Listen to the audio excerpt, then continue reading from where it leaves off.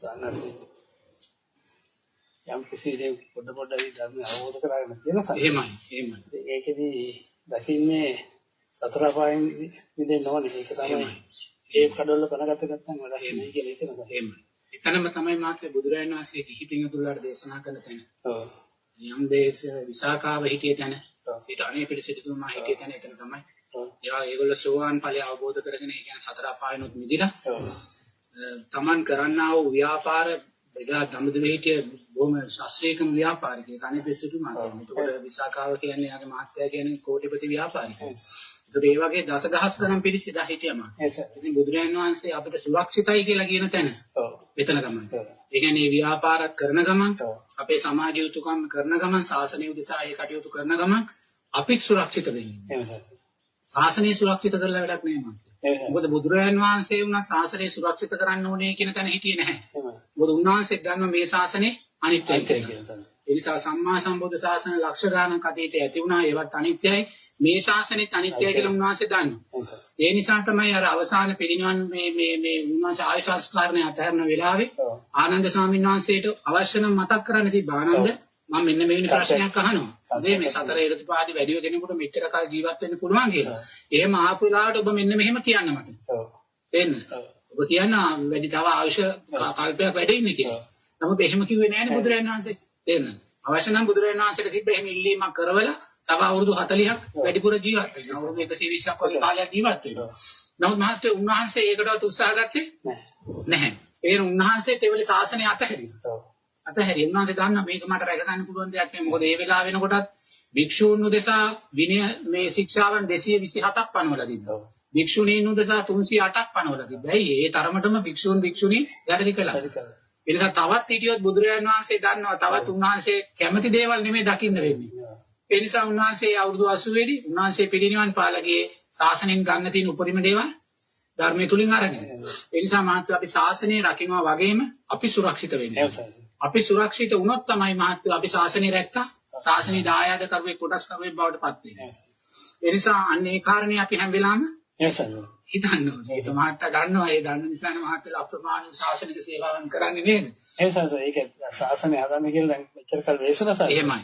දැන් මේ පොයින් නම් ඉතනනේ මගේ එහෙමයි ඒක ලොකු දෙයක් මාත්. ඒ කියන්නේ මේ මහත්යා කළා වූ පින්කම් වල දිට්ඨ ධම්ම වේදිනේ කුසල විපාක දැන් මහත්යා ලැබුවා. තේන්න. මහත්යා කළා වූ අපරිමිත වූ මහා පින්කම් වල ආනිසංශය මහත්යායි ලැබුවා. මේ මහත්යාට සකස් වුණා වූ සිත මහත්යෝ වෙන දෙයක් නෙමෙයි. කළා වූ පින්කම් වලින් ලැබුවා වූ ඵලය. තේරෙනවද? ඒ නිසා ඒ කිසිම පින්කමක් අහක ගියේ නෑ. මහත්යා මේ ජීවිතේදී මේකේ උපරිමම දේ ගත්තා. ප්‍රඥාව පැත්ත මම වඩවා ගන්න ඕනි කියන කාරණේ සංසාරේ නෙමෙයි. බුදුරජාණන් වහන්සේ දේශනා කරනවා මාත්‍යෝ මේ මහපාරේ යන කඩිපැලක් පෙන්නලා මේ යන හැම කඩියකින් සංසාරේ සක්විති රජ වෙලා ඉඳලා තියෙනවා කියන්නේ. ඒ කියන්නේ මාත්‍ය මේ කඩියෙක් පවා සක්විති රජ වෙලා ඉඳලා තියෙනවා. කඩියෙක් සක්විති රජ වෙලා ඉඳලා තියෙනවා නම් මහත්ය කීවතාවක් සක්විති රජ වෙලා ඉඳලා ඇද්ද? ඒතකොට සක්විති රජ කියන්නේ මහත්යෝ 84000ක් වයස. අවුරුදු 84000ක් ජීවත් වෙනවා සක්විති රජ කෙනෙක් ඒ කාලෙදී. එතකොට ස්ත්‍රී රත්නයක් ලැබෙනවා මේ ලෝකේ කොහෙවත් නැති පංච කල්යාණින් තවුදිසාවෙන් බහින ස්ත්‍රී රත්නය.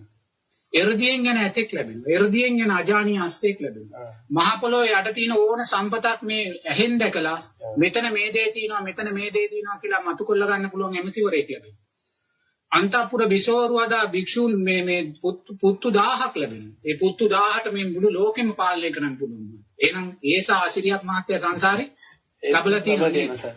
එහෙනම් මේ ජීවිතේ මොකද්ද මහත්ය ලැබලා තියෙන්නේ? සතුට වෙන්න පුළුවන්ද? සතුට වෙන්න බෑ.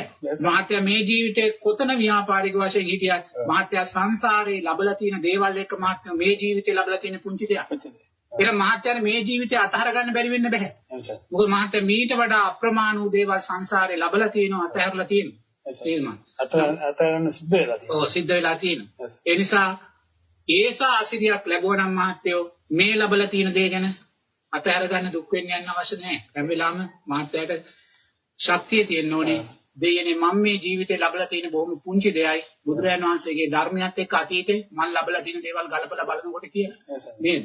ඒ නිසා මහත්යෝ කොයි දෙයක් වෙන්නේ හොඳට.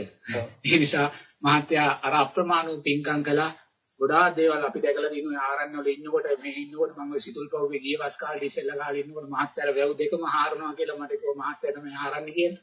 නායක සායිනාසේ වතුර නැතුව අපි බවුසරව මේ වතුර ඒ කාලේ ගෙන්න ගත්තා. ඒ නිසා හොර උපතාන ඉන්නකොට මට මතකයි මේ වතුර නැතුව අර ටැංකිය මේකට මේ මහයි කරා මහා ප්‍රමාණ පින්කම් අපිට ඇහිලා තිනවා කරනවා. මම මහත්තයාලා දැකලා නැති වුණා. නමුත් ඒ වෙලාව වුණත් අපේ හිතේ මහත්තයා කරේ මෛත්‍රිය සකස් වෙනවා. මොකද ශාසනය තිබෙන නිසා අපි ප්‍රයෝජන ගන්නවා. ඒ නිසා මාත් ශාසනයේ දායකයෙක් අවශ්‍යයි, භික්ෂුවක් අවශ්‍යයි, දෙගොල්ලම අවශ්‍යයි. අපිට තනියම ගමන යන්න බෑ. මහත්යලා පෝෂණය කළ දෙන ශාසනය තුල තමයි මහත්ය අපි මේතනට එන්නේ. ඒ නිසා අපි මෙතෙන්ට ආවිල්ලා අපි ලබන සතුටක් තියෙනවා නම් ඒ සතුට මහත්යලාටත් දැකලා සතුට වෙන්න පුළුවන්. මොකද මහත්යලා ඒකට උපකාරීලා තින්න අපිට මෙතෙන්ට එන්නේ. ඒ නිසා මාත් ඒවා අප්‍රමාණ පින්. අපි කාට හරි බණ පදයක් කියනවා නම් ඒ පින මහත්යලාටත් යනවා. මහත්යලා ඒ කලාව ශාසනික සේවා නිසා ඒ කොයි පන්සලක මම කියන නෙමෙයි කියන ඕනම තැනක ඒවා කරපු දේවල් මහත්යලාට ලිඳකින් උනනවා වගේ පින ලැබෙනවා. නමුත් මහත්යෝ සංස්කාරය වනිත්‍යයි. ඒක හොඳට තේරුම් ගන්න. දානය කියන්නේ සංස්කාරයක්. සීලය කියන්නේ සංස්කාරයක්. සමාධිය කියන්නේ සංස්කාරයක්. සංස්කාරය අනිත්‍යයි, සංස්කාරය බියකරුයි, සංස්කාරය අනතුරුදායකයි කියලා බුදුරජාණන් වහන්සේ කියන්නේ. මේ සංස්කාරයන් දානයත් අනතුරුදායකයි, සීලයත් අනතුරුදායකයි, සමාධියත් අනතුරුදායකයි. බුදුරජාණන් වහන්සේ මේ කියන්නේ. ඒ කියන්නේ එහෙම ඇයි ඒ කියන්නේ? මොකද දැන් මේ රටේ කාන්තාවක් ඉන්නවා. ප්‍රභූම කාන්තාවක්. ඒ ප්‍රභූ කාන්තාව මහත්යෝ සියලුම දේන් පිළිලයාට. එයාට ආයුෂ වර්ණයෙන් සැපේ බලය මේ සියල්ලෙන් මෙයා පිරිච්ච කෙනෙක්. නමුත් මේ පිරිච්ච කෙනා අපි දන්න ස්වාමීන් වහන්සේ කෙනෙක් කරමුණු කරලා බලනවා මහත්යෝ මේ කාන්තාව ගිය ජීවිතේ කවුරු හැටියට ඉපදිලා හිටියේ කියලා. එතකොට මේ කාන්තාව ගිය ජීවිතේදී මහත්යෝ තරුණ කාලේ සුදුවක් දරාගත්ත කාන්තාවක්. ඒ කියන්නේ තරුණ කාලෙම සීලය තුල හිටපු කෙනෙක්, දානීය සීලය තුල හිටපු කෙනෙක්. එයා අවුරුදු 60 වගේ වයසේ සුදුවක් දරාගත්ත කාන්තාවක්. ඒ කියන්නේ එයා ගිය ජීවිතේ මුළු ජීවිතේම සීලය උදෙසා, දානීය උදෙසා කැප කරපු කෙනෙක්. ඒ කියන්නේ යාට දැන් වයස අවුරුදු 65 නම් මේ කයි කියන්නේ මීට අවුරුදු 65කට ඉස්සෙල්ලා කතාවක් මහත්තයෝ. ඒ ජීවිතේ. ඒකෝට එයා සීලය නිසාම, දානීය නිසාම මහත්තයෝ මේ ජීවිතේ ප්‍රභූ පවුලක උපත ලැබුවා. ප්‍රභූ පවුලක උපත ලැබලා ප්‍රභූම තැනකටපත් වුණා. එහෙනම් එයා ලැබු ප්‍රභූ තැනට ලැබුණු දේවල් යාගේ ස්වාම පුරුෂයාගෙන්ද ලැබුණේ නැහැ. එහෙම නැත්නම් වෙන ඥාතියෙක්ගෙන්ද ලැබුණේ? දායාදෙන්ද ලැබුණේ? එයා රැස් කරපු ගිය ජීවිතේ එයා රැස් කළා වූ දන් නිසා රැස් කළා වූ පින්, සීලය නිසා රැස් කළා වූ පින් නිසා මේ ජීවිතේ අර ශ්‍රේෂ්ඨම තැනක ඉපදුනා. නමුත් මාත්‍යා මේ වෙලාවේ අර සියලු දේන් මත් වෙනවා. අර ආයුෂ වර්ණය, සැපේ බලය, නිලතල, ධනය මේ සියල්ලෙම මත් වෙලා මාත්‍යෝ එයා ධර්මයක් ගැන දන්නේ නැහැ. එයා දැන් සතර පායට පාර කපා ගන්නවා. එහෙනම් මාත්‍යෝ සතර පායට වැටෙන්න පාර කිව්වේ ගිය ජීවිතේ දාණය නේද? ඒකයි බුදුරජාණන් වහන්සේ කියන්නේ දානය අනතුරුදායක. මොකද ඒ තුලින් සැප දෙනකොට මහත්යෝ ඒ සැප විඳින්න අපි දක්ෂ නැහැ.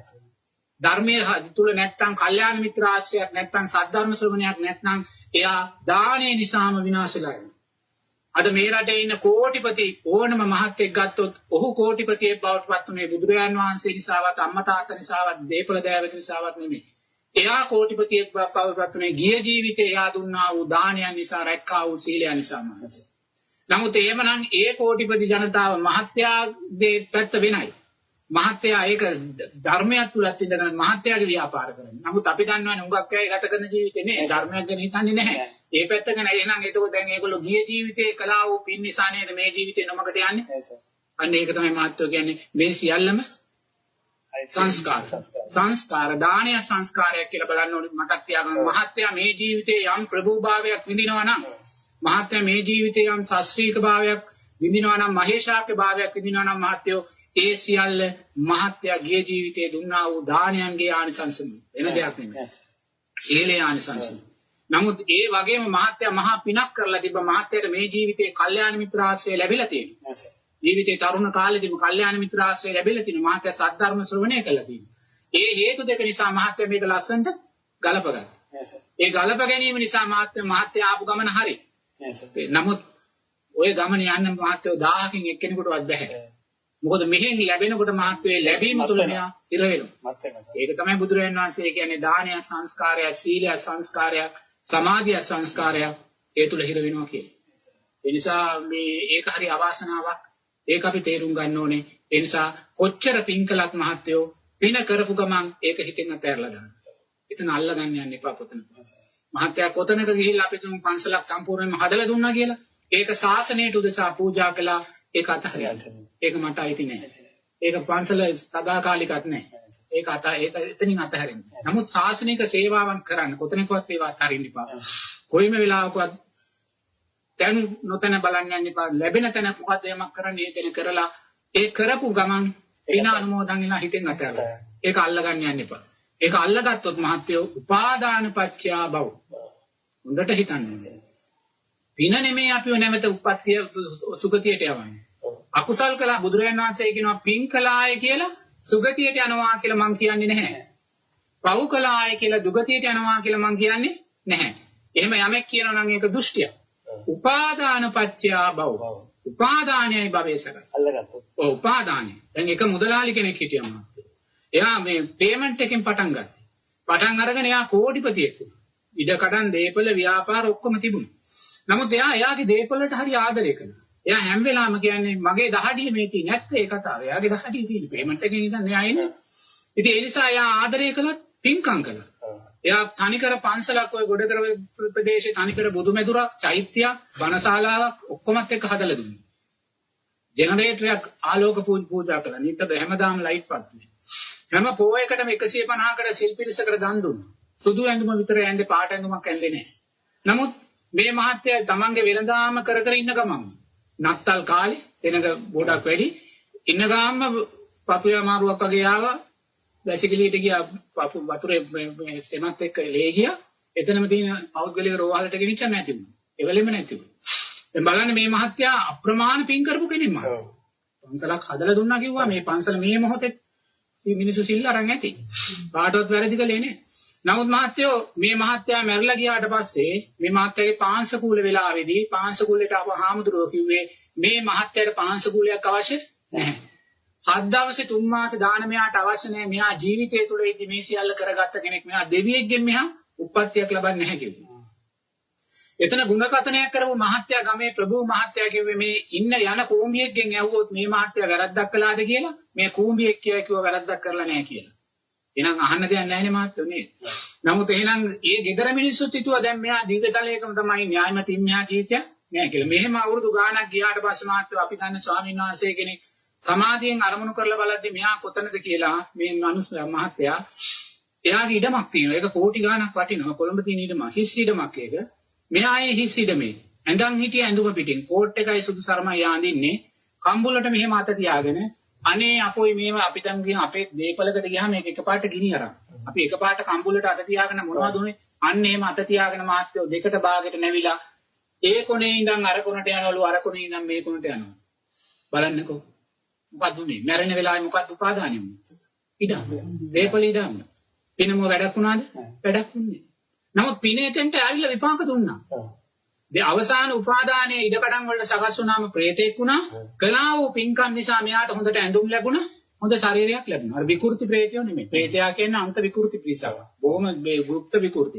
නමුත් එහෙම නැතුව පරදත්ත රූප ජීවී කියන ප්‍රේතෙක් වෙන්න පුළුවන් වුණා. නමුත් මහත්ව වැඩක් තියනවද දැන්? දැන් එයා එතන. උපාදානයි.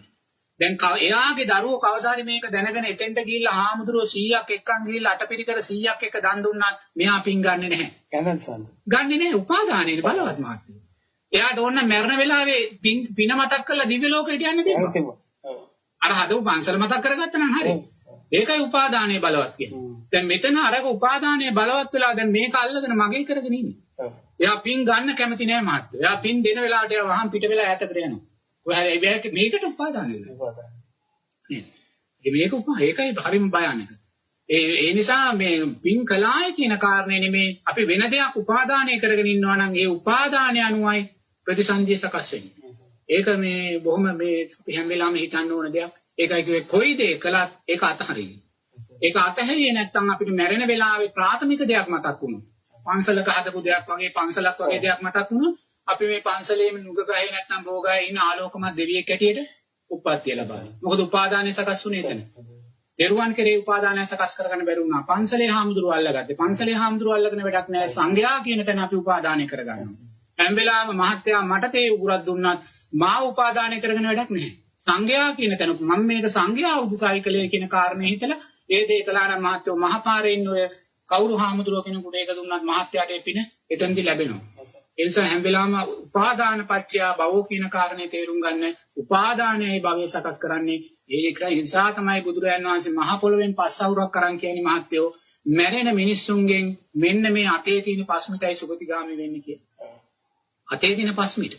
කවුරුත් ඕනේ මේ ධර්මාශෝක රජතුමා මැරලා ගිහිල්ලා කොහෙද උපන්න පිඹුරෙක් වෙලා උපත්ති ලබන්නේ නේ. එතකොට අසිදිසි දාණය දුන්නන් මේ සම්මා සම්බුද්ධ ශාසනයක දෙන එකම එක දාණය අසිදිසි දාණය.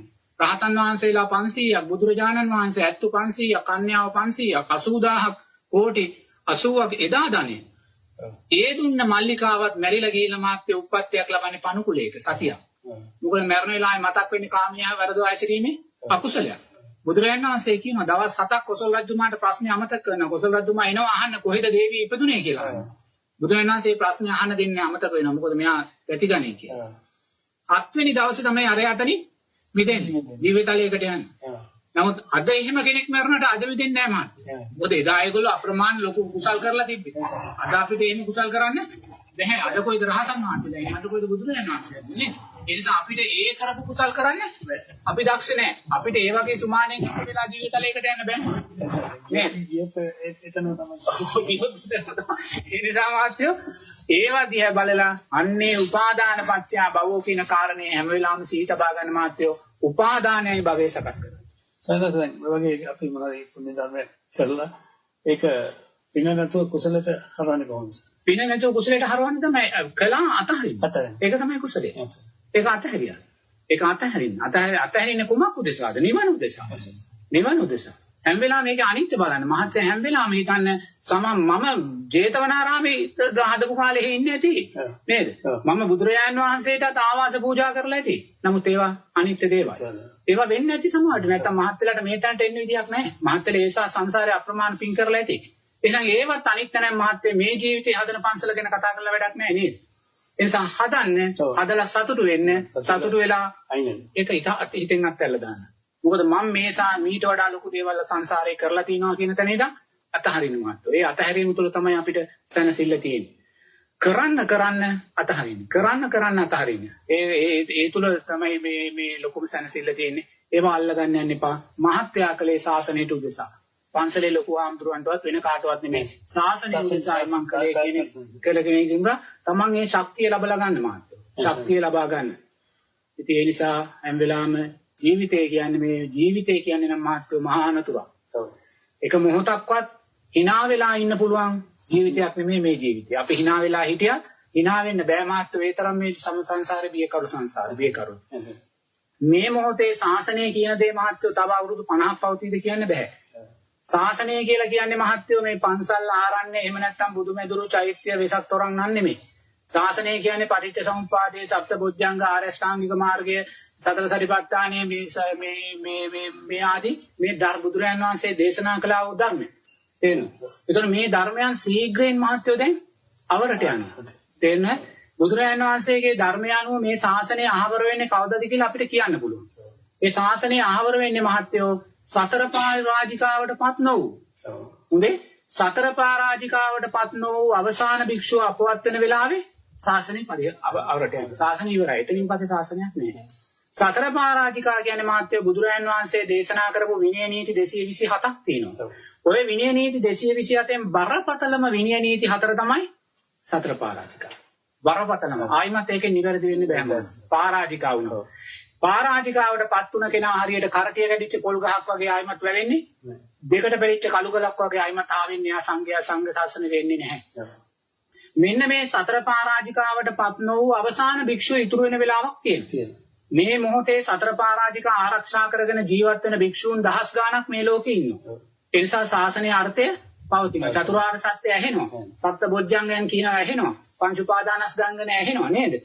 ඒ ඇයි මේක රැකගෙන ජීවත් වෙන භික්ෂූන් දහස් ගාණක් ලෝකේ ඉන්නවා. මෙහෙම ගිහිල්ලා මහත්තයෝ මේ සතර පාරාජිකාවන් රැකගෙන ජීවත් වෙන අන්තිම භික්ෂුව ඉතුරු වෙන දවසක් එනවා. අන්තිම භික්ෂුව. එයා ලංකාවේ වෙන්න පුළුවන්, තායිලන්තේ වෙන්න පුළුවන්, බුරුම වෙන්න පුළුවන්. තේරවාදී රටක එයා තමයි අන්තිමයා. එයා අපවත් වෙන වෙලාවේ ශාසනීය අර්ථය ඉවරයි මහත්තයා. බුද්ධ ශාසනය. බුද්ධ ශාසනය. ගෞතම බුද්ධ ශාසනය ඉවරයි. එතනින් ධර්මයේ අර්ථයක් නැහැ. මොකද අර්ථයක් නැත්තේ ඉන් එහාට මහත්යෝ හාමුදුරුවෝ සතර සතිපට්ඨාන එහෙම නැත්නම් චතුරාර්ය සත්‍ය දේශනා කරන්නේ නැහැ. ආර්ය ශ්‍රාංගික මාර්ගය දේශනා කරන්නේ නැහැ. මොකද ඔක්කොම දැන් දුසිල්වත්. ඒගොල්ලන්ට දේශනා කරන්න බැහැ. ඒගොල්ලෝ කියන්නේ මොකද්ද මේ ලෝකයේ සැපයි මේක විඳින්න. හොඳට ඉගෙන ගන්න, හොඳට කන්න, හොඳට ගෙවල් හදන්න, හොඳට රැකියාව කරන්න මේක විඳලා මැරලා යන්න කියන කාරණේ විඳලා ඒ දැන් මේක පින් ලබා ගන්න. ඔපින් ලබා ගන්න කියන තැනට එනවා ඔබ. ඔතෙන්ට තමයි එන්නේ. එතකොට දැන් ඔතන අර්ථයක් තියෙනවා ධර්මේ නැහැ. බුදුරජාණන් වහන්සේ කොතනකවත් මහත්යෝ මේ ලෝකයේ එක දශමයක්වත් සැපයි කියලා දේශනා කරන්නේ නැහැ. පිරිනිවන් මංචකේ සතපිලත් බුදුරජාණන් වහන්සේ අන්තිමට කියන්නේ මේ සංස්කාරය අනිත්‍යයි හිස ගිනිගත්තේ කේගිනි නිවන්නේ යම්සේද මේකෙන් ඈතර වෙන්න කියලා මිසක් කොතනකවත් ගෙවල් දෙක තට්ටු දෙකේ ගියක් තුනක් හදාගෙන ජීවත් වෙන්න වාහනයක් අරන් ජීවත් වෙන්න බලන්න කියලා කියන්නේ නැහැ. එතන දුකයි කියන කාරණේමයි කියන්නේ. එහෙනම් දුකයි කියන කාරණේ නොකිය කතා කරන බුදුදහමක් වෙන්න තියෙන්න බෑ නේද? ඒ නිසා යමෙක් ලෝකේ සැපයි කියනවා නම් මහත්වෝ එතනදී මෙයා ධර්මයේ තුල ප්‍රතික්ෂේප වෙච්ච කෙනෙක්. ඒ නිසා මෙන්න මේ මෙහෙම ගිහිල්ලා බුදුරජාණන් වහන්සේ කියනවා කාසාය කණ්ඨක කියලා කෙනෙකුත් එනවා. ඒක තම කල් තියෙනවා. එතකොට මේ ශාසනයේ අර්ථයන් ගිහිල්ලාම. එතකොට කාසාය කණ්ඨක කියන්නේ මේ නූලක් විතරක් දාගත්ත කෙනෙක්. බුදුරජාණන් වහන්සේ බලන්න බුදුරජාණන් වහන්සේගේ මොනතරම්නම් මහා කරුණාවක් තියෙනවද කියලා මේ සත්‍යයා කරේ බුදුරජාණන් වහන්සේ සූත්‍රයේ දේශනා කරනවා කාසාය කණ්ඨකට සාංගික කරලා දන් දෙන්න පුළුවන් කියලා. කාසාය කණ්ඨකට දානයක් සාංගික කරන්න පුළුවන් කියලා.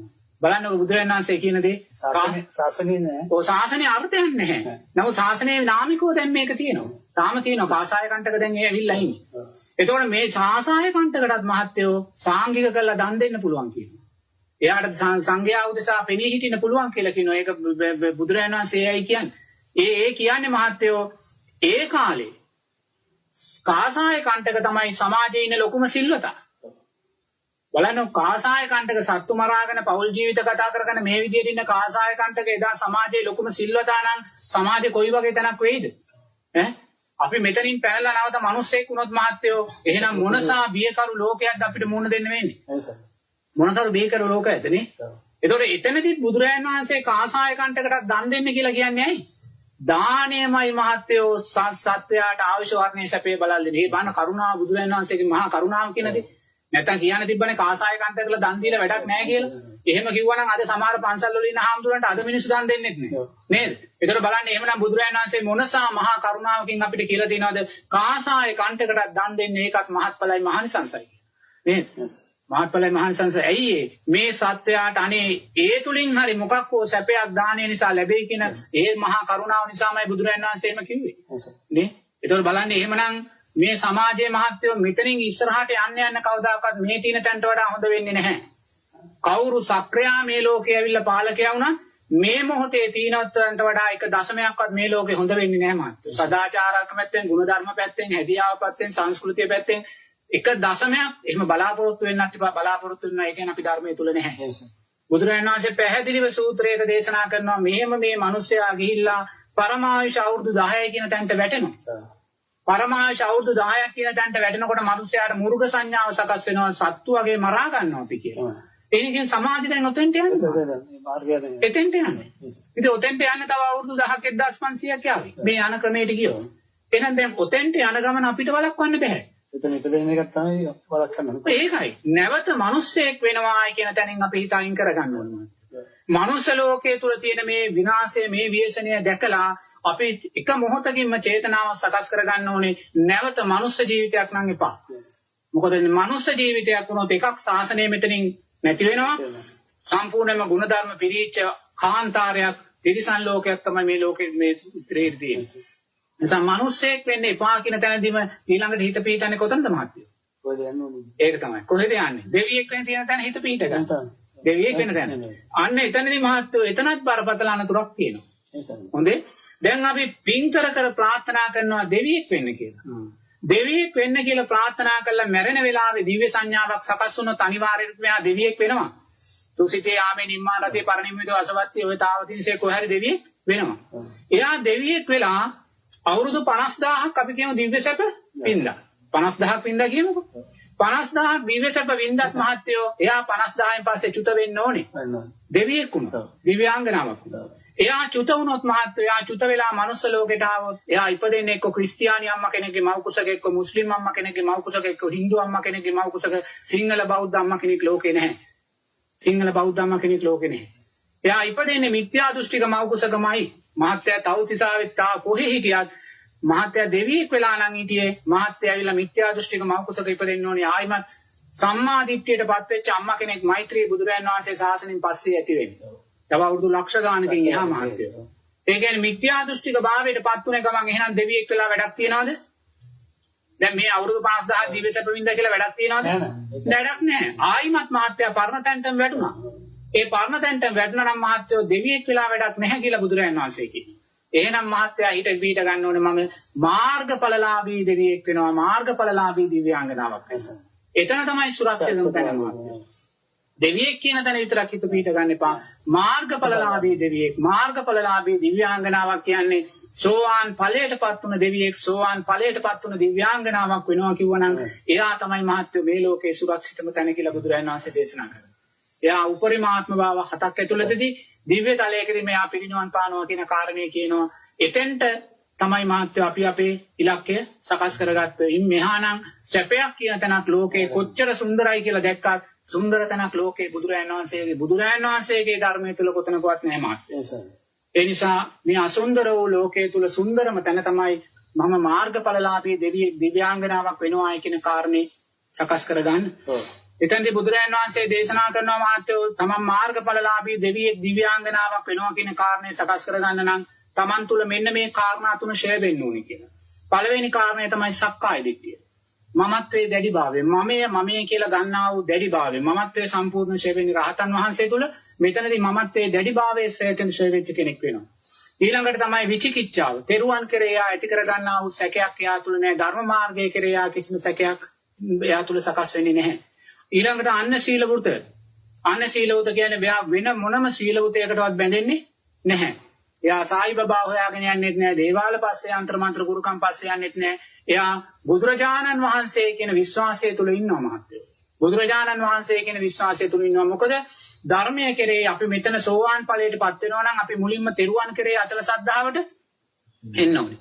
බුදුරජාණන් වහන්සේ කෙරේ අචල ශ්‍රද්ධාවට එන්න ඕනේ. ධර්ම රත්නයේ කෙරේ අචල ශ්‍රද්ධාවට එන්න ඕනේ. සංඝයා කෙරේ අචල ශ්‍රද්ධාවට එන්න ඕනේ.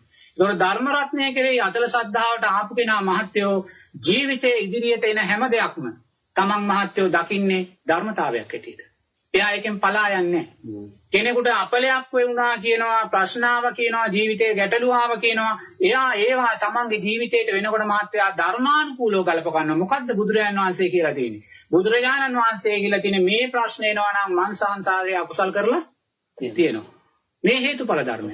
තමන් කන්නාඩියක් ඉස්සරහට ගිහලා හිටගනිද්දි තමන්ගේ ඡායාව පේන්නේ යම්සේද මහත්තයෝ මේ ජීවිතේ මහත්තයා විඳින්නේ මහත්තයා දකින්නේ මහත්තයා කරපු දෙයමයි. වෙන කවුරුත් කරපු දෙයක් නෙමෙයි. ඒ නිසා තමන්ගේ ඉස්සරහට ප්‍රශ්නයක් එනකොට තමන්ගේ ඉස්සරහට ගැටලුවක් එනකොට තමන් දකිනවා මම ගිය ජීවිතේ කාට හරි යමක් කරලා ඇති. තමන් කාට හරි කවුරු හරි බැන්නොත් තමන් හිතනවා මම ගිය ජීවිතේ ඒක තමයි ධර්මානුකූලව ගලප ගන්න. ආශ්‍රව කියන්නේ ඒකසන්ස්. ආශ්‍රව? ඔව්. ආශ්‍රව කියන්නේ මාතර භවආශ්‍රව, ditthාශ්‍රව, කාමාශ්‍රව. ඒ කාමයන් කෙරේ, භවය කෙරේ, දෘෂ්ටීන් කෙරේ තියෙනා වූ කැමැත්ත. දැන් මෙතනදී මහත්තයෝ මේ ඒක නෙමෙයි වෙන්නේ. මෙතන ධර්මයේ කෙරේ ඇති කර ගන්නා වූ විශ්වාසය. ධර්මයේ කෙරේ ඇති කර ගන්න. හේතුඵල ධර්මයන් නෝ දකින්න. ජීවිතේ කොයි දෙයක් දකින්නවා මහත්තයෝ. ඒ කියන්නේ මේ කොතනකවත් එයා ගැටෙන්නේ නැහැ. දැන් අපි ප්‍රශ්නයක් වුණොත් එක්ක බෝධි පූජා කියන්න යනවා, බාරහාර වෙන්න යනවා, කොහෙවත් නැහැ කොයි වෙනවා. ඉතින් මේ බෝධි පූජා කියලා අපිට ප්‍රශ්නයක් ආවා කියලා පඳුරු ගැට ගහන්න කියලා වැඩ නැහැ. අපිට ප්‍රශ්නයක් ඇවිල්ලා තියෙනවා නම් අපිට මොනවා හරි දැඩි පීඩනයක් කියලා දෙනවා නම් අපි දැනගන්න ඕනේ මං සංසාරේ කියලා ආව අකුසලයෙන් මට මේ විපාක දෙන්න. ධර්මානුකූලව බලන්නේ ආයෙම. සාමාන්‍ය මේ බුදු පූජාව කියන සම්මත අපි බුදුරජාණන් වහන්සේ බුදු වෙන්න පිට දුන්නා. එහෙමයි. එතකොට අපි බුදුරජාණන් වහන්සේ සතියක් ඇසිපී නොයලා හිටියේ. එහෙමයි. අපිට ඒක විනාඩි 5ක් හරි කරන්න පුළුවන් නේද? ඒක නේද බුදු පූජාව? පුළුවන්. බෝධි පූජා බෝධිය කියලා කියන්නේ බුද්ධ ඥානෙ. සම්මා සම්බුද්ධ ඥානෙ කියන එකයි. ඒ සම්මා සම්බුද්ධ ඥානයේ සංකේතයක් තමයි බෝධිඥානසය කියන්නේ. එතකොට බෝධිඥානසය ළඟට ගිහිල්ලා බුදුරජාන් වහන්සේ උදෙසා බුදුරජාන් වහන්සේගේ ඥානයන් උදෙසා Taman පූජාවක් කරනවා කියන්නේ මේක ලෝකයේ උතුම්ම පූජාවක්. ඒකල එතන කිසිම වේගයක් නැහැ. සැබෑම බෝධි පූජාව කියන්නේ තමන් බෝධීන් වහන්සේ ළඟට ගිහිල්ලා බෝධීන් වහන්සේ දිහා බලන් තමන්ට පුළුවන් නම් මේ බෝධීන් වහන්සේගේ අනිත්‍යභාවය දකින්න. මේ එන දලු මේ තව ටික දවසක් යනකොට මෝරනවා මේක වැටෙනවා මේ ගහ මේ වයසට එනවා මේක වය උඩ වෙනවා කවදා හරි මේ ගහ අපවත් වෙනවා කියන කාරණේ අපිට හිතෙන් දකින්න පුළුවන් නම් ඒක තමයි මේ ලෝකේ තියෙන ශ්‍රේෂ්ඨම බෝධි පූජාව. ඉතින් බෝධි පූජාව කියන එක ගැටලුවක් නෑ. ඒක අපි ධර්මයේත් එක්ක තියෙන්න ඕනේ. එහෙම නැත්නම් හැමදේම අයින් කරන්න අපිට බෑ. නමුත් ඒවා කරන ගමන් මාත් ඒවා තුලින් අපි මේ වෙන දේවල්. ඒ කියන්නේ ලෙඩ හොඳ කරගන්න බෝධීන් වහන්සේට බෑ. මේ ලෙඩක් නැතුනොත් බෙහෙතක් ගන්න ඕනේ. ඒක බුදුරජාණන් වහන්සේට ජීවක වෛද්‍යවරයා හිටියා. අසනීපයක් වුණොත් ඉස්ලාම් දොස්තර මහත්තයා ළඟට යන්න ඕනේ. දොස්තර මහත්තයා ළඟට බෙහෙත් තරම් බෝධීන් වහන්සේ ළඟට ගියාට ප්‍රශ්නයක් නෑ. අපි ඉස්ලාම් බෝධීන් වහන්සේ ළඟට යනවා නම් මේක තේරුමක් නෑ. නේද? ඉතින් ඒ වගේ මේ ධර්මයේ තුල මහත්යෝ ධර්මයේ කෙරෙහි ශ්‍රද්ධාවට එන කෙනා ජීවිතේ ඉදිරියට එන කිසිම ප්‍රශ්නයකට ගැටෙන්නේ නෑ මහත්යෝ. එයාම හඳුන ගන්න පුළුවන්. මේ තෙරුවන් කෙරෙහි ශ්‍රද්ධාවට ආපු කෙනා සීලයෙන් පරිපූර්ණ කෙනා මේ අනිවාර්යයෙන්ම සක්කාය දිට්ඨිය අඩු වෙච්ච කෙනා නැති කරගත්ත කෙනා තමන්ගේ ක්‍රියාව තුළින් දකිනවා. එයා මොන ප්‍රශ්නයක් ආවත් ගැටෙන්නේ නැහැ. මොකද එයා දන්නවා මේක මේ ලෝකේ ස්වභාවය කියලා. ගැටීම තුළ අපි තවත් අකුසල්මයි සිද්ධ කරගන්නේ. ඒ කියන්නේ මා විසින් කරගත්තා වූ අකුසල් වලට මම තවත් අකුසල් රැස් කරගන්නවා. එතකොට මේක තවත් මේ වෙන මේවා සියල්ල මාර ධර්ම මාත්‍ය. මාරය හැම වෙලාවෙම අපිව පටලවන්නමයි හදන්නේ. ඉතින් මාරයා අපිව පටලවනකොට මහත්යෝ අපි ඒ පැටලිල්ල ලෙහා ගන්නේ අන්න අරකාරයෙන් ධර්මයේ කිරියා සද්ධාවට සකස් කර ගන්නවා. මොන ප්‍රශ්නයක් ආවත් hina වෙලා ඒ ප්‍රශ්නෙට මුහුණ දෙනවා මහත්ය. hina වෙලා මුහුණ දෙනවා. එතකොට ඒකෙන් කුසලයක් අකුසලයක් රැස් වෙන්නේ නැහැ. අපි කරගත්ත දෙයක්. අපි කරගත්ත දේද අපි ගැටලා වැඩක් නැහැ. ඒ නිසා අපි කරගත්ත දේ අපිම ඉවරයක් කරගන්න ඕන. මේ අපි කරගත්ත සංස්කාර නිසායි අපි මේ යන්නේ. නේද? ඉතින් මේ සංස්කාර රැස් කිරීම නතර කරගත්ත තැනදී අපි මේ ගමන නතර කරලා දානවා මහත්ය.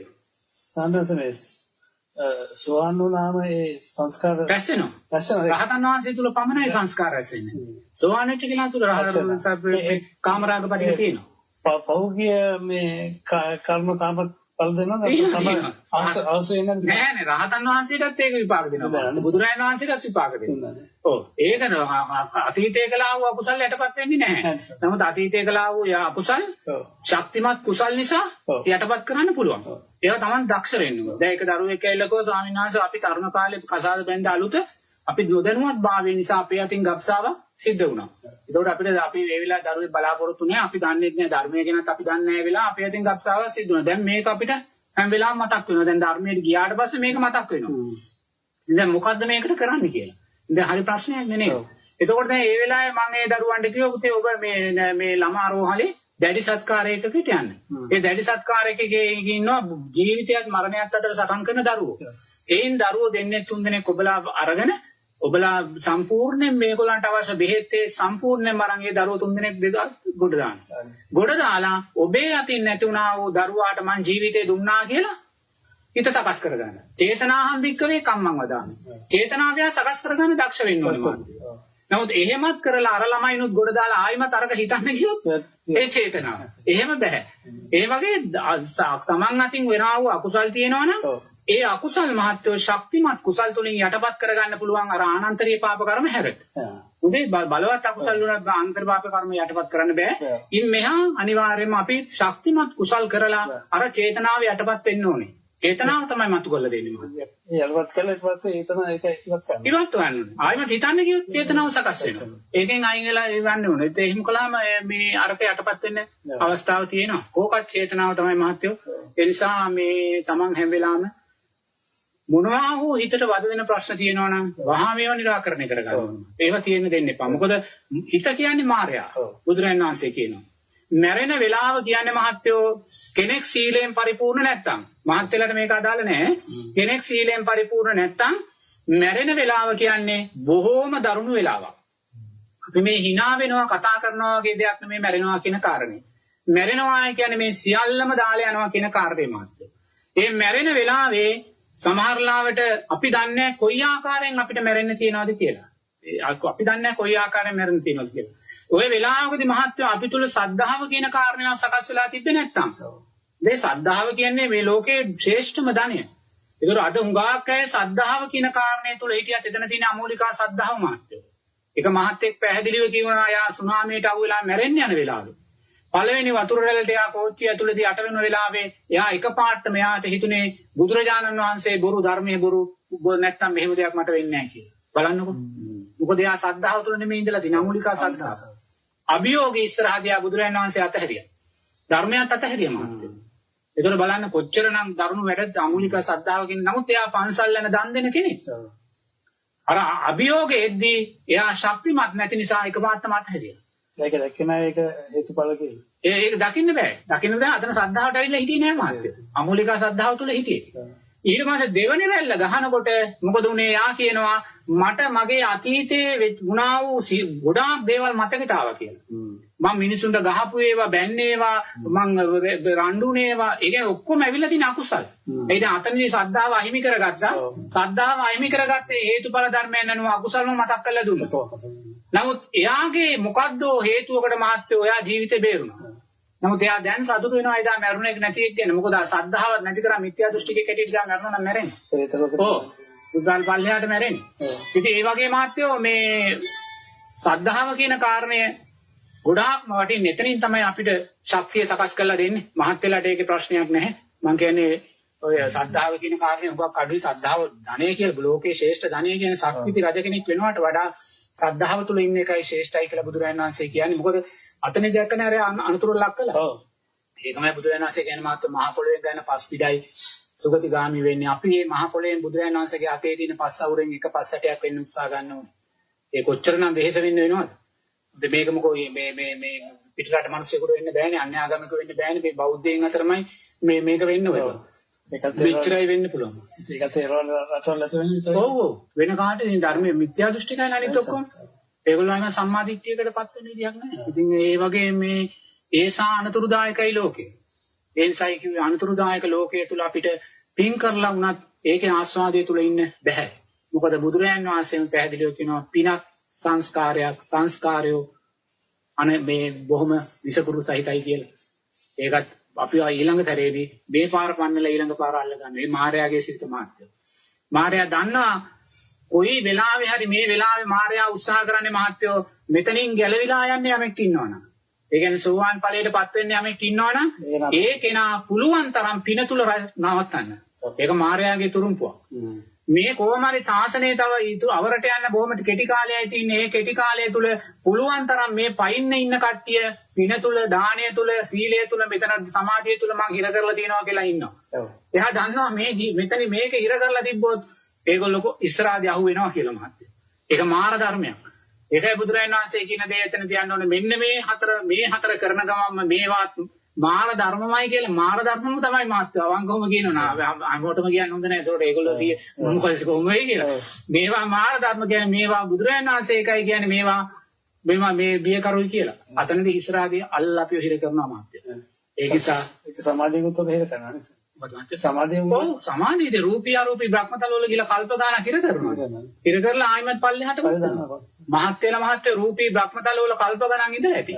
අරූපේ තුලට ගිහිල්ලා මේ රූපේ සංසිඳිලා අරූපේ තුල කල්ප ගණන් ඉඳලා ඇති. ඒ කල්ප ගණන් ඉඳලා මහත් වෙලා මොකෝ සම්මා සම්බුද්ධ ශාසන ලක්ෂ ගණක් තිබ්බා කියලා බුදුරජාණන් වහන්සේ කියනවා. ඒ ලක්ෂ ගණන් වලදී මහත් වෙලා සමාධිය වඩලා ඕවල ඉඳලා නම් උතන ඉඳලා තව තැනක් ගිහලා මොකද්ද? තාමත් මෙහි. ඔව් තාමත් මෙහි. ඒක ඒ සියල්ලම මායя සමාධියත් මායя කියන්නේ ඒකයි. ඒවා සියල්ලම මහත්ය උපයෝගී කරගෙන ප්‍රඥාව කියන දේ වඩා ගන්න ඕනේ. දන් දෙමින්, සිල් රකිමින්, සමාධිය වඩමින් ඒවා අත්හරිමින් ඉස්සරහට යන්නේ. ඒවා අත්හරිනවා. ඒවා අල්ලගන්නේ නැහැ. මොකද අල්ලගෙන වැඩක් නැහැ මහත්යෝ. මහත්යා මේ සංසාරයක් පුරාවට ඇඳා වූ සුදු රෙදි ප්‍රමාණය එකතු කළා නම් පිදුරු තලාගල වන්දර වැඩි ලොකුයි.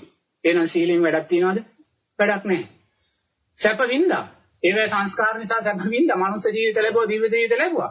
නමුත් අර රෙදි කොට අච්චර උසයි අපි තාමත් සීලය ගැන කතා කරනවා. එහෙනම් මේ ජීවිතේ සීලය තුල ආස්වාදයේ වෙඳලා වැඩක් නැහැ. සීල සමාධි ප්‍රඥා කියන්නේ සීලය තුලින් අපි සංහිඳුනා වූ හිතක් ඇති කරගන්නවා. සංහිඳ ඕනම දෙයක් පිළිබඳ හිතන්න විනිවිද දකින්න පුළුවන් හිතක් ඇති කරගන්නවා. ඒ විනිවිද දැක්කා වූ හිත තුලින් තමයි අපි යමක අනිත්‍ය දුක්ඛ අනාත්ම භාවය දකින්නේ මාර්ගය. සීල සමාධි ප්‍රඥා මාර්ගය. ඔය තන මේක මාර්ගය. සීලය කියන තැනක් තියෙනවා තුම්මන් හන්දියක් මහත්තයා. සීලය කියන්නේ තුම්මන් හන්දියක්. තුම්මන් හන්දියෙන් කෙලින් පාර තියෙනවා සමාධිය කියන හන්දියට. දකුණට පාරකුත් තියෙනවා වමට පාරකුත් තියෙනවා. කෙනෙක් සිල් සමාදන් වෙනවා. එයා ප්‍රශ්නයක් නැහැ. හොඳට සිල් සමාදන් වෙනවා. සිල් සමාදන් වෙවි එයා ප්‍රාර්ථනා කරන්නේ නැවත මිනිසෙක් වෙන්න, නැවත දෙවියෙක් වෙන්න. හරි. එයා නැවත දෙවියෙක් වෙනවා. මිනිසෙක් වෙනවා. ඒක දකුණට තියෙන පාර. ඒතකොට තව කෙනෙක් ඉන්නවා. එයා සිල් සමාදන් වෙනවා. නමුත් එයා සිල් සමාදන් වීම නිසා දෘෂ්ටිගත වෙනවා මහත්තයෝ. මම සිල්වත්, අනිත් අය දුසිල්වත්. මම තමයි ශ්‍රේෂ්ඨ, අනිත් අය ශ්‍රේෂ්ඨ නැහැ. මගේ සීලය තමයි ශක්තිමත්, අනිත් අය ශක්තිමත්. එහෙම නැත්නම් එයා වෙන මොකක් හෝ ඔය මස්මාළු දෘෂ්ටියකට මොකකට හෝ ගැටිලා සමාජයේ එයා මුලින් ඉන්න අනිත් අය පල්ලෙහාට දානවා. සීලය නිසා දෘෂ්ටිගත වුණා. එයා මහත්තයෝ මේ වමට තියෙන පාරේ යන්නේ. සීලයේ කියන මන්සන්තිය දැන් අරය දකුණට ගියා සුගතියට. මෙයා දුගතියට යනවා.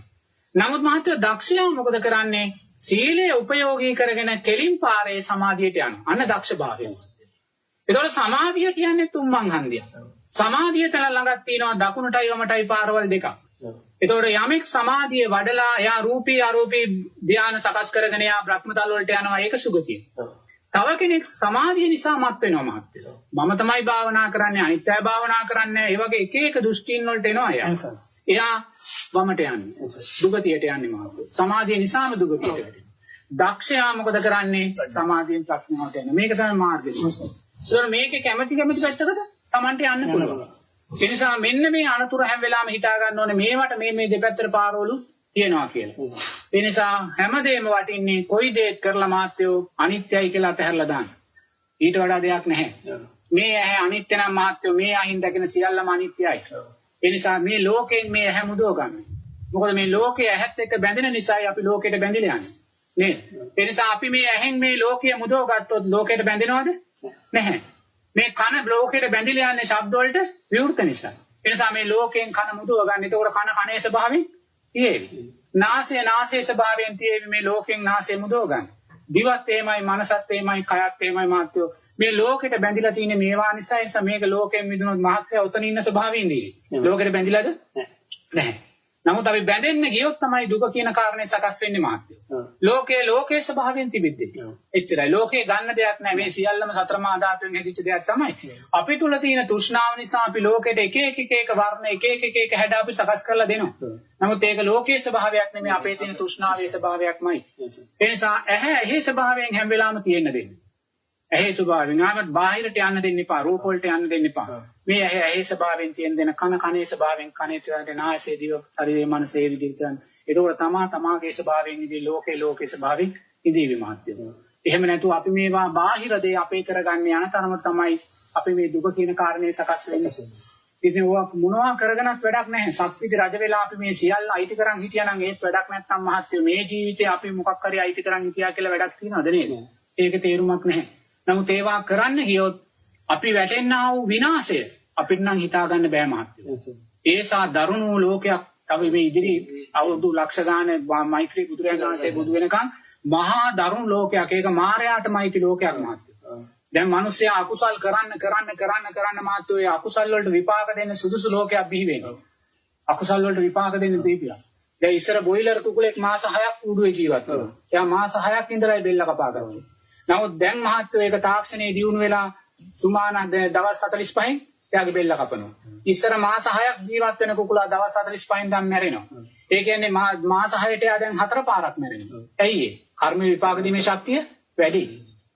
ඒ තමයි මිනිස්සයා අකුසල් කරන්න අකුසල් වලට විපාක දීමේ මේ ක්‍රමයට තමයි ලෝකේ සකස් වෙන්නේ. ඒකයි මේ මිනිස්යාගේ ආයුෂ අඩු වෙන්නේ. නැවත මැරිලා නැවත ඉපදෙන්නේ. අඩු ආයුෂෙන් සත්තුන්ගේ මරණ තාක්ෂණය මෙච්චර ජනප්‍රිය වෙන්නේ ඒකයි. ඉක්මනට මරලා නැවත ඉපදෙන්නේ අකුසල් වැඩි.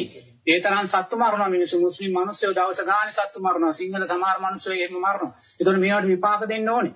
මේවා විපාක දෙන්න සුසු ලෝකයක් ඉස්සරහදී බිහි වෙන්නේ මාත්තු. ඒ නිසා කොතනකවත් සැපයි කියලා ගන්න තරක් අපිට මේ ගන්න බෑ මහත්තයෝ. කොතනක මෙතනින් අපි හිර කරගත්තොත් හිර වුණාමයි අපිට අත දෙන්න ආයිමත් කවුරුවත් නැහැ මහත්තයෝ. ඒ නිසා කවුරුන් නිසාවත් මහත්තයා නවතින්නත් එපා. මහත්තයලා නවතින්නත් එපා. කවුරුන් නිසාවත් මොකද කවුරුත් නැහැ අපිට අත දෙන්න. ඒක අපිට හිතුණා. කවුරුත් කියලා නෙමේ අපිට ඉබේම හිතුණා මහත්තයෝ. ඒ හිතුණ දේදී අපි ආයිමත් ලෝකයා අම්මා තාත්තද ලෝකයාද කවුද කියලා කිඳමන්ද ගියේ නැහැ මහත්තයෝ.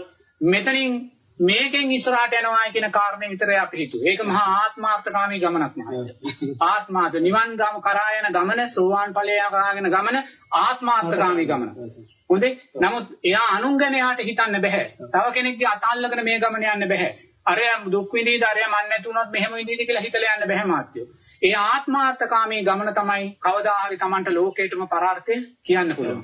මොකද එයාට තමයි මේකයි මම ධර්මයේ දැක්ක මෙන්න මේකයි ධර්මය කියලා කියන්න පුළුවන්කම තියෙන්නේ. එහෙම ගිය දාට තමයි මහත්යෝ. ඒ නිසා එතෙන්ට යනකම් අපි ආත්මාර්ථකාමී වෙන්න ඕන. ඒ ආත්මාර්ථකාමීත්වය කියන්නේ මහත්යෝ මේ උදු අල්ලා ගැනීම නෙමෙයි. අතහැරීම තුළ අපි සකස් කර ගන්නා වූ දේ.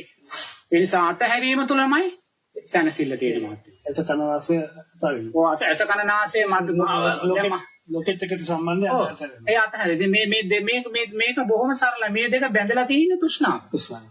බුදුරජාණන්සේ චතුරාර්ය සත්‍යයේදී මුල්ම ආර්ය සත්‍ය දුක.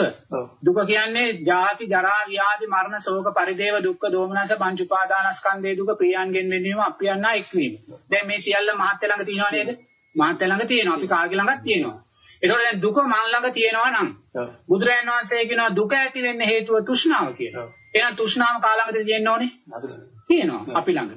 එහෙනම් දුක නැති කරන්න ඕනේ තෘෂ්ණාව නැති කිරීමෙන්. එහෙනම් දුක නැති කරන්න ඕනේ කවුද? අපිමයි. ගමන් කරන්න ඕනේ ආරෂ්ඨාංගික මාර්ගයේ ගමන් කරන්න ඕනේ කවුද? අපිමයි. එහෙනම් මාත් මෙතන මේ ප්‍රශ්නය බඳලා තියෙන තෘෂ්ණාව නිසා නේද? ඇහැ ලෝකයක් එක්ක බැඳෙන්නේ තෘෂ්ණාව නිසා. කන ලෝකයක් එක්ක බැඳෙන්නේ තෘෂ්ණාව නිසා. මනස ලෝකයක් එක්ක බැඳෙන්නේ තෘෂ්ණාව නිසා. එනිසා මේ තෘෂ්ණාව කියන එකම කාරණය ගැන හිතුවත් මහත්යාට පුළුවන් මේකෙන් මිදෙන්න. මේ තුනේ තෘෂ්ණාව නිසායි මම මේකට බැඳිලා යන්නේ. වැදීම ඒකට මුල. ඒක තමයි මුල. වෙන දෙයක් දුකට මුල තෘෂ්ණාව. ඒතකොට තෘෂ්ණාව මුල නම් ඇයි අපි මේවායි නිත්‍යභාවය දකින්න. මේ ඇහැ ආත්මයි කියලා දකින්න. මේ ඇහි ගතියුත්තක් තියෙනවා කියලා දකින්න. මේ ඇහැ තුල සැපයක් තියෙනවා කියලා දකින්න වගේම බාහිර රූපෙත් දකින්න. ඒ දැක්ම ඇති කරන්නේ විඥානේ චන්දරාගය විසින්. ඒ නිසා මේ තෘෂ්ණාව කියන එකම කාරණේ ගැන හිතුවත් හරි මාත්. තේරෙනවද? එතනින්ම තමයි අපි මේ බැඳිලා තියෙන්නේ. මමයේ කියලා දැන් අපි කැලවල් වලට ගිහිල්ලා අපි කලේ මමයේ කියලා අපි පුරවගත්ත දේවල් හිස් කළා. මොකද අපි ජීවිතයක් තුළ මමයි කියලා පුරවගත්තා වූ අප්‍රමාණ දේවල් තිබ්බා මහත්තයෝ. අපි කැලවල් වලට ගිහිල්ලා කලේ මේ මමයේ කියලා පුරවගත්තා වූ දේවල් හිස් කළා. සම්බන්ධකම් සියල්ල. ඔව් සියල්ලම හිස් කළා. මොනවා හරි මගේ හැකියාව දක්ෂතාවය දැනුම මේ සියල්ලම දැනුමත් හිස් වෙන්න ඕනේ මහත්තයෝ. දැනුමෙන් ඉස්සෙල්ලාම අවබෝධය එන්න ඕනේ. ඒක දැනුමත් හිස් කළා දාන්න ඕනේ. ඒකට අනිත්‍ය වූ දෙයක්.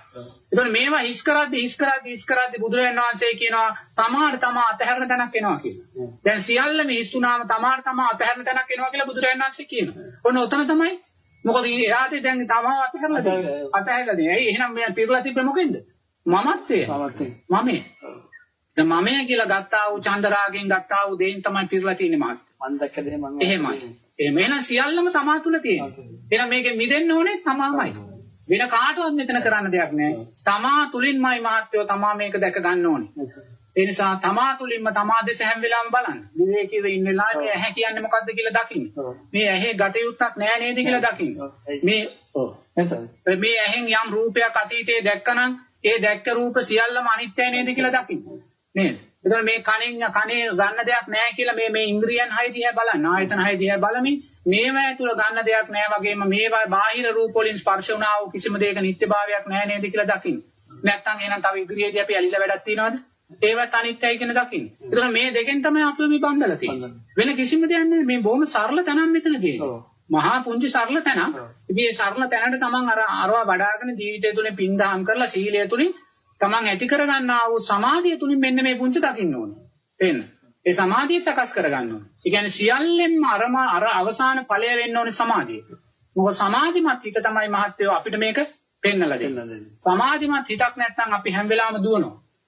හැම වෙලාවෙම රූප හොයාගෙන දුවනවා මාත්‍ය. හැම වෙලාවෙම මොකක් හෝ රූපේ රසයක් හොයාගෙන දුවනවා. ඒ නිසා සමාධිමත් භාවය අපි සකස් කරගන්න ඕනේ. සමාධිමත් භාවය සකස් කරගන්නේ විවේකීව. තමන් මේ කටයුතු කරලා සිල් සමායයේ කටයුතු කරලා තමන් කරව පින්දාම් සීකරමි. ඒ වේ අනිත්‍ය බවක් දකිමි. එහෙම ඉන්නකොට මහත්යලට වරදින්න කියන්නේ නැහැ මාත්‍යෝ. සන්තෝෂයෙන් ඉන්නේ ඊට පස්සේ ඊට සමන් එතෙන්ට ගියාට පස්සේ මාත්‍යෝ ලෝකෙම මේ ගිනි ගත්තත් කමන්නේ නැහැ. තමන් සතුටින් ඉන්නවා. ඈ ඊට පස්සේ අපිට මොනවා වුණත් කමන්නේ නැහැ. තමන් සන්තෝෂයෙන් ඉන්නවනේ. එතෙන්ට උත්සාහ ගන්න ඉතුරු බොහොම චුට්ටයි කඩා ගන්න තියෙන්නේ. ඒක බන්දලා තියෙන අර තෘෂ්ණාව සක්කාය දිට්ඨිය මමත්වයේ දැඩිභාවය කියන තැනින්. ඒ මමත්වයේ දැඩිභාවය කියන තැන හැම වෙලාවම මාත්‍යෝ මේ කයේ අනිත්‍යභාවය දැකලම නැති කරගන්න. මෙතන ගන්න දෙයක් නැහැ. මෙතන තියෙන කුණු ගොඩක්, මෙතන තියෙන කහල ගොඩක්, මෙතන තියෙන මලමිණියක්ම කියලාම දකින්න. ඒ දැක්ම තුලමයි සක්කාය දිට්ඨිය අයින් වෙන්නේ. මොකද මේකටමයි බැඳිලා තියෙන්නේ. මේකටමයි බැඳිලා තියෙන්නේ. ඒ නිසා හැම වෙලාවම නිකන් ඉන්න වෙලාවට මේ රූපේම අනිත්‍යභාවය දකින්න. පංච උපාදානස්කන්ධේ මුන්දු උපාදානස්කන්ධේ රූප උපාදානස්කන්ධේ. රූපේ උපාදානස්කන්ධයේ තුලයි අනිත් වේදනා සංඥා සංකාර විඥාන සකස් වෙන්නේ. මෙතන අනිත්‍යයි දැක්කනම් ඊටු ටිකත් අනිත්‍යයි කියලා තමයි දැකලා දකින්න. ඒ නිසා මෙතනටම මේකම තමයි බන්දලා දෙන්නේ. මේකම තමයි දැන් මෙතන මම කියන කාරණේමයි බන්දලා දෙන්නේ. ඒ නිසා මෙතන මම නැහැ කියලාම දකින්න. මෙතන හේතුඵල ධර්මයන් තුලින් සකස් වුණ වූ දෙයක්. හේතුන් නිරුද්ධ වෙච්ච තැනදී මේක නිරුද්ධ වෙනවා. කියන කාරණේම දැක්කොත් මහත්යෝ මහත්යලට මේ ගොඩාක් වින් කරන්න අවශ්‍ය නැහැ ඊට පස්සේ. ඒ අවබෝධ තමයි ලබන්නේ. ඔව් ඒක ලැබුවට පස්සේ ගොඩාක් වින් කරන්න අවශ්‍ය නැහැ. ඒත් ඉතින් දුක තියෙනවා. ඔව් දුක තියෙනවා. ඔව් හේතුඵල ධර්මයන් තුල තමන්ගේ සංස්කාර විපාක දෙනවා. නමුත් රහත් වුණාට පස්සේ නම් දුක මේ විපාක දෙනවා. නමුත් එයාට ඒක දුක දැනෙන්නේ නැහැ. එයා දුක මේ ගන්නෙ නැහැ. පස්සේ ළඟදීම අනිත්‍ය වශයෙන් දැකලා ඒක අත්හැරලා දානවා. ඒක නිසා දුක සකස් වෙන්නේ නැහැ. නමුත් ඒගොල්ලන්ට ජාති ජරා ව්‍යාධි මරණ රූපේ තියෙන තාක්කල් ජාති ජරා ව්‍යාධි මරණ තියෙනවා. ඒක මිදෙන්නේ නැහැ. රූපේ නිරුද්ධ කරපු දාට තමයි, නිරෝධය වෙච්ච දාට තමයි ඉතින් අපි මේකෙන් මිදුණායි කියන තැනට ඉන්නේ.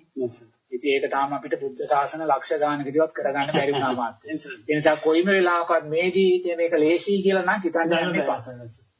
මේක බරපතලයින්ම කියාගෙන යන්න. ඒක බලපතලම කරන්නේ. එතකොට තමයි ඒකට ශක්තිය වැඩියෙන් එදෙන්නේ. තේරෙනවද? ඒකට ශක්තිය වෙන්නේ දැන් පොඩි දෙයයි අනිත්‍යයි කියලා දකින්න ඕනේ. නමුත් ඒක තමයි මේ ලෝකේ තියෙන බරපතලම දේ. ඒ නිසා ඒකට කොයි වෙලාවකවත් ලකුණු අඩු කරන්න එපා. ලකුණු වැඩි කරගෙන යන්න. වැඩි කරගෙන ගිහිල්ලා මාත්‍ය ඒ විදිහට තමයි ජීවිතය ගැන හිතන්න කියලා තියෙන්නේ. නැත්නම් වෙනවද එතනදී සතර පාරාජිකා ගැන කතා කරන්නේ. එතකොට මේ විකුණු මහත්තයා කියන සතර පාරාජිකා වුණොත් ඒ කිනට බැරි වෙලාවක්වත් ධර්මයක් අවබෝධ කරගන්න බැරි. නෑ ධර්මයක් අවබෝධ වෙන්නේ නෑ. එහෙම වෙච්ච නෑ. මොකද සතර පාරාජිකා ඒ තරම් දරුණුයි. කුකුස් ඇති කරනවා හිත සමාධියකට එන්නේ නෑ. සමා බුදුරයා කොයිම තැනකවත් එහෙම සකස් කරගත්ත කියලා කෙනෙක් නැහැ. නෑ. මේක සකස් කරගන්න මොකද ඒවා අකුසල් වැඩි. හිත සමාධියකට යන්නේ. සමාධියකට යන්න එපා ප්‍රඥාව සකස් වෙන්නේ. කුකුස් වැඩි තමා තුළ ඒ ඉඳ සමාධියකට එන්නේ නැහැ. ස්වාමීන් වහන්සේට ධර්ම අවබෝධ කරගත්ත කෙනෙක් කියලා එහෙම සතරපාරාජිකව ඉඳ බෑ. යා සීලෙන් පරිපූර්ණයි. ඔව්. සිල්පද 220ක් දැන් මහත් වෙලාට තියෙනවා මහ වාසියක් මාස. ඔව් මහත්යල පංචශීලය මාස. පංචශීලයෙන් සෝ දැන් මිච්ඡා ජීවය කියන සිල්පදේ තිබ්බොත් මිච්ඡා ජීවය දැන් කඩේක අපි කියමු හන්දියේ කඩේ හෝටලේ මුදලාලට මිච්ඡා ජීවය සමාදන් වෙන්න බෑ. මොකද එයා මාළුත්තේ මාස් මාළු විකුණනවා. පොත්තු රොටියක් විකුණනකොට මිත්‍යාජීව සිල්පදේ කැඩෙනවා. ඒ නිසා අට සීලයකට යන්න ඕනේ නැහැ. පංච සීලය තමයි සෝවාන් ඵලයට යන්න පුළුවන් අදාළ සීලය. පංච සීලය තුලින් ඉඳන් යන්න පුළුවන් මාත්. එයා ඊට පස්සේ ගියාට පස්සේ ආයෙම මිත්‍යාජීවයට යන්නේ නැහැ. එයා හිත වැඩෙනකොට ඒ තුලින් එයා අනිවාර්යයෙන් මේව සකස් කර ගන්නවා. නමුත් පංච සීලය ප්‍රමාණයි. සමන් ආනිසබ්බේ උපෝසත පොයේ දවස් වලට අට සීල දස සීල ගන්නවා. නිත්‍ය සීලය පංච සීලය හැටියට කරගෙන ගියොත් මහත්වෝ ප්‍රශ්නයක් නැහැ. මොකද එතකොට Tamante ඒක ශක්තිමත්. මොකද නැත්නම් අතන පරුසා වාචා සම්පප්පලාපා තියෙන මේ සිල්පද තියෙන පිසුන් වචන එහෙම ඒවා අපි අතින් නිකන් සිද්ධ වෙන්න පුළුවන්. එතකොට සිල්පද හීන වෙනවා. පංච සීලය සමාදන් වුණාම ඒ පංච සීලය හොඳටම ශක්තිමත් Tamante සෝවාන් ඵලයේ කියන තැනට යන්න මාත්‍ය. නමුත් අපිට සිල්පද 227 කාර්යකාන්ත සීලය. අපි සිල්පද 227ම අපේ ආරකාන්ත සීලය හැටියට යන්න ඕනේ. ඒ මහත්යලට උපරිම පංච සීලය. වැඩි මොනවත් ආජීව අට්ටමක සීලයට යනවා.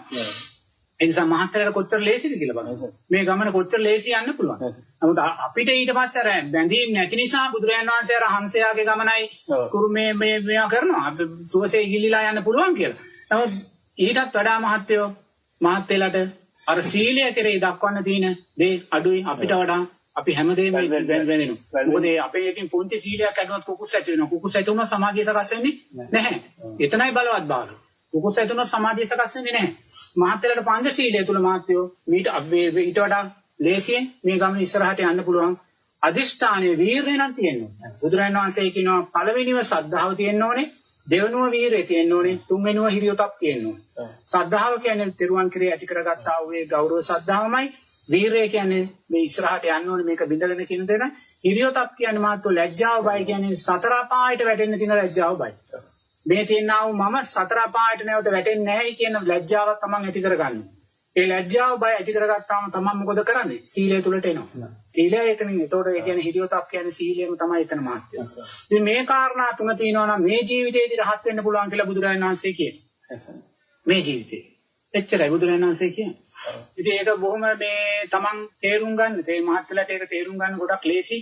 ඒ කියන්නේ ඒක තේරුම් ගත්තොත් මහත්යෝ එච්චරද ඒක තමයි කරන්න තියෙන්නේ. නැත්නම් මේ භව ගමනේ අනිමාවක් නම් දකින්න බෑ. නිමාවක් දකින්න බෑ කියන්නේ මේ ආවා වූ ගමන හැම වෙලාවෙම හිතන් ධම්මා සම්බුද්ධ ශාසන ලක්ෂ ගානක් පවුකලා කියන්නේ මහත්යෝ මහත් වේලා අපි කොච්චර දුක් විඳින්නේ නැද්ද? කොච්චර සංසාරේ දුක් විඳින්නේ නැද්ද? ඌර බල්ල වෙලා මේ කුකුල් වෙලා කොච්චර බෙලි කපා ගන්න නැද්ද අපි? දැන් රාජ දඬුවම් වලට ලක් වෙලා යුද්ධ වලට මැදි වෙලා අඟපත කුඩු වෙලා මොනතරම් දුක් වේදනා විඳලා වෙඩි කාලා මැරෙන්නේ නැද්ද සංසාරේ? අරක් මේ මාළු වෙලා ඉපදිලා ඔය මාළු වගේ කුලයක මහත්තු ඉපදුනොත් බුදුරජාණන් වහන්සේ කියනවා තිරිසන් කුලයක ඉපදුනොත් ඒ කුලයේම 500 වතාවක් විතර ඉපදිනවා. මොකද මැරෙනකොට ඒගොල්ලන්ට උපාදානයක් නැහැ. කුකුලෙක් මැරෙනකොට කුකුල් කූඩුවමයි උපාදානය වෙන්නේ. හරක්ෙක් මැරෙනකොට හරක් රැළමයි උපාදානය වෙන්නේ. ඒතකොට එහෙම්මම මේ මව් කුසකම බැහැ ගන්නවා. ඒතකොට මේවා වල කල් මේ ආත්ම 500ක් විතර එක දිගට ඉපදෙනවා කියලා. එහෙනම් මේ 500 අපි බෙලි කපාගෙන තියෙනවා නේද? ඒ බෙලි කපා ගත්තත් අපිට දැන් මතක නැහැනේ මහත්තයෝ. නැමුත් අපි කොච්චරනම් දුක් විඳින්නේ නැද්ද නේද? එන්නේ බය අපි සංසාරේ සකස් කරගන්න ඕනේ. මේ නිසා මෙතනින් අපි ගැලවුණොත් අපි ආයිමත් කොතනද කියන සාතිකයක් නැහැ. මහත්තයා දෙවියෙක් වෙයි මහත්තයෝ. නැත්නම් හොඳ ලබන සස්ත්‍රීක මිනිසෙක් වෙයි. කිසි ප්‍රශ්නයක් නැහැ. නමුත් මහත්තයෝ ශාසනයක් නැති ලෝකයක් ඉස්සරහදී හම්බ වෙනවා. ඒ නිසා එතනම සියල්ලම ඉවරයි. ඒ නිසා මේ කලාව සියලු දේ නිකන් සැපයකට විතරක් ලබන ජීවිතේ කැප කළා විනාශ කරා යන්නේ වෙන්නේ. ඒක අන්තිම භයානකයි අන්තිම දරුණුදායකයි මාත්‍යෝ. අන්නේ භයානක බවම දකින්න. කොතනකවත් මේ සංසාරේ තැනක hina වෙලා සතුටින් ඉන්න පුළුවන් තැනක් කියලා දකින්න එපා. කොතනත් මාත්‍යෝ සතුටක් නම් ලබන්න බෑ. hina වෙන්න පුළුවන් තැනක් නෑ. ඒ හැම දෙයක් තුළම දුක තියෙන්නේ. කොතනත් අනතුරු ගැලවිලා තියෙන්නේ. කොයි තාසු බුදුරජාණන් වහන්සේ කියනවා අපි සුන්දරත්වය ගැන කතා කරනකොට අපි මේ ලෝකේ ඉන්න සුන්දරම පිරිස නළුනේ ලියෝනේ. මේ නළු මහත්තුරු නිලි මහත්තුරු නේ ලෝකේ ඉන්න සුන්දරමනේ බුදුරජාණන් වහන්සේ පායාස කියන සූත්‍රයේදී ගාමිණී කියලා මහත් එක්ක ඇවිල්ලා බුදුරජාණන් වහන්සේ කියනවා බුදුරජාණන් වහන්සේ එයා තමයි එදා ඒ රටේ ඉන්න ලස්සනම නළුවා. ඒ නළුවා බුදුරජාණන් වහන්සේට ඇවිල්ලා කියනවා බුදුරජාණන් වහන්සේ මගේ ගුරුවරු මට කියලා තින්නේ මේ නළු වෘතියෙන් ජීවත් වෙන අපි මරණයට පස්සේ පායාස කියන දිව්‍ය ලෝකෙට යනවා කියලා. දිව්‍ය ලෝකෙට බුදුරජාණන් වහන්සේ කියනවා ගාමිණී ওই ප්‍රශ්න කතා කරන්න එපා. දෙවෙනි පාරත් අහනවා. තුන්වෙනි පාර දැන් කියන දේ අහන්න නතර බුදුරජාණන් වහන්සේ කියනවා පායාස කියන දිව්‍ය ලෝකයක් නෙමෙයි. පායාසය කියන්නේ නිරයක්. තේරෙනවද? ඔබලා මේ මරුණාට පස්සේ මේ නළු නිලි වෘතේ, ඒ කියන්නේ මේ රටේ ඉන්න මේ ලෝකේ ඉන්න සුන්දරම පිරිසනේ. ඒ තරම් ජනතාව ආකර්ෂණය කරන ජනතාව ආදරය කරන පිරිසක් ඉන්නවද? නැහැ. ඒගොල්ලන්ටනේ ලෝකේ වැඩිම සුන්දරත්වය තියෙන්නේ.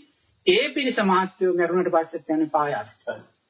බුදුරජාණන් වහන්සේ කියන්නේ. දැන් බලන්න එතකොට අපි දැන් කෙනෙක් කිව්වහම විශ්වාස කරන්නේ නැහැ මේ ලස්සන මේසා සුන්දර ජීවිතයක් කොහොමද මරුණාට පස්සේ යන්නේ කියලා. දැන් අපි නිකන් අපි විශ්වාස කරලා බලමු මාත්‍යෝ. දැන් විජේ කුමාරතුංග මහත්තයා ගන්න ලංකාවේ පළවෙනි ශ්‍රේණියේ කෙනෙක්. මුළු ලංකාවම ආදරය කරපු කෙනෙක්. එතකොට මේ මිනිස්සයා මැරෙන්නේ කොහොමද කියලා බලන්න. මූණ කුඩු වෙලා පෙට්ටිය සීල් කරලා ඒ කියන්නේ මැරෙන මොහොතේම අපා දුක් විඳ නේද? මැරෙන මොහොතේ අපා දුක් විඳ නම් මරුණාට පස්සේ අපා යනවා කියන එක අහන්න දෙයක් නැහැ. එතකොට ෆ්‍රෙඩී සිල්ලා මහත්තයා බලන්න මොනතරම් මිනිස්සු කුල්මත් කරපු කෙනෙක්ද. මැරෙන්නේ මහත්තයා අන්තිම විදියට ගෙවල් වල ලෙඩ වෙලා සලකන්න කෙනෙක් නැතුව දුක් විඳලා මුත්‍රා ගොඩේ ඉඳලා මැරෙන්නේ. ඒසා දුක් විඳලා නිරා දුක් විඳලා මැරෙනවා නම් මැරුණාට පස්සේ නිරේට යන දේ අහන්න දෙයක්ද? ගාමිණී ෆොන්සේකා මහත්තයා බලන්න ප්‍රභූ ජීවිතයක් රටේ ප්‍රභූ දේශපාලන සම්බන්ධ වෙලා මහා වැඩ කොටසක් කරපු කෙනෙක් මැරෙන්නේ මහත්තයා අවසානයේ පවුල් කීපයක් දරුවෝ ඒ පවුල් වල එකනා සලකන්නේ නැහැ. මහා දුක් විඳලා අවසාන ලෙඩ වෙලා මැරෙන්නේ ඉස්සෙල්ලා අපා දුක් විඳලා මැරෙන්නේ. මැරුණාට පස්සේ දුක ඇයිද?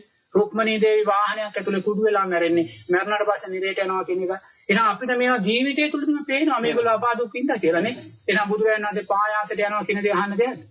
එහෙනම් මේ සුන්දරම පිරිසනේ මොකද? මේසා සුන්දරම පිරිස යන්නේ එතනට නම් මහත්යෝ මොකද කතා ඒකයි ලෝකේ කොතනකවත් මේ සැපයි කියලා සතුටුයි කියලා hina වෙන දෙයක් නෑ මහත්යෝ. ඒ සියල්ලම අනිත්‍ය තුල තියෙන ඒවයි කොහේ විනාශ කොතන වැරද්ද ගත්තොත් කොතනින් ආයෙම පැන ගන්න පුළුවන් වෙයිද නැහැ. පුදුමාකාර පිනක් කරලා තිනවා මහත් වේලා අපි මේ වහන්න.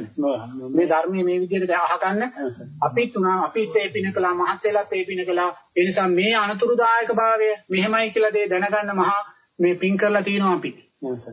ඒ නිසා ඒ ගැනම අපි සතුටු වෙන්න ඕනේ මහත්තයෝ. මේ කෝටි ගාණක් වෙන මිත්‍යා දෘෂ්ටික ලෝකයක් තුල මේ වෙලාවේ මේ වගේ අපි මේ බුදුරජාණන් වහන්සේ කතා කරමු මේ ධර්මය අපිට අහන්න මමත් ඇහුව නිසා මම මහත්තයලට කියන්නේ නේ. ඒකෝර අපි ඔක්කොමට මහාන මහත්තයෝ අපි කොච්චර පින් කරලාද කියලා හිතන්න. ඒ පින්කලේ වෙන දෙයක් නිසානේ මේ ශාසනය තුලදීම අපි මේක අහවර කරගන්න ඕනේ කියන කාරණේමයි වෙන දෙයක් නෙමෙයි. එතනදී මහත්තයෝ ඒ ජවයේ මහත්යමයි සකස් කරගත්තේ. වෙන කවුරුත් නෙමෙයි. එහෙනම් මහත්ඥා සකස් කරගෙන ආපු ගමනක් මේක. දැන් ඊටු ටික කරනවා කියන්නේ ඒක මහත්ඥා කරගත්ත දේ. දැන් මහත්ඥා මෙච්චර දෙයක් කරගෙන මෙතෙන්ට ඇවිල්ලා මේ චුට්ට අතාරින්න යන්න එපා. මේ චුට්ට අතාරියා කියන්නේ ආයිමත් කල්ප ගානක් පැන්න කියන එකයි මාත්. මෙහෙම අප්‍රමාණ අපි පැනලා තියෙනවා. මෙහෙම අප්‍රමාණ අපි පැනලා තියෙනවා. ඒක මේ මායාවේ ස්වභාවය මාත්. ඒ නිසා මේ පාර පයින්න දෙන්න එපා. මොකද ඒ හිත කියන්නේ මායා කියලා හැම වෙලාවෙම හිතන. බුදුරජාණන් වහන්සේ කියනවා හිත කියන්නේ මායя. රූපය කියන්නේ මායя. රූපය මායя. හිත කියන්නේ මායя. පංච උපාදානස්කන්ධය කියන්නේ මායя. වසවර්ති දීව පුත්‍රයා මායя කියලා කියනවා. ඔය කාරණා තුන මේ නිසානේ හිතක් සකස් වෙනකොට ඒ හිත මායя කියනම දකින්න මහත්තයා. මොකද මේ හිතමයි මහත්තයාට බාහිර රූපයක් නිසා සකස් වෙන්නා වූ හිතමයි මොකකට හරි යොමු කරන්නේ. තෘෂ්ණාවට. ඔව්. තෘෂ්ණාවට බැඳිච්ච දෙයකට යොමු කරන්නේ. මේක සැපයි කියලා ගන්න තැනදී යොමු කරන්නේ. ඒ නිසා හැම වෙලාවෙම හිත සකස් කරන දෙයක මායя කියලා යමක් නිත්‍යයි කියලා කියනා වූ හිතක් සකස් වෙනකොට ඒක මායя කියලාම දකින්න. බුදුරජාණන් වහන්සේ කියන්නේ හිත මායя කියලා දකින්න කියලා.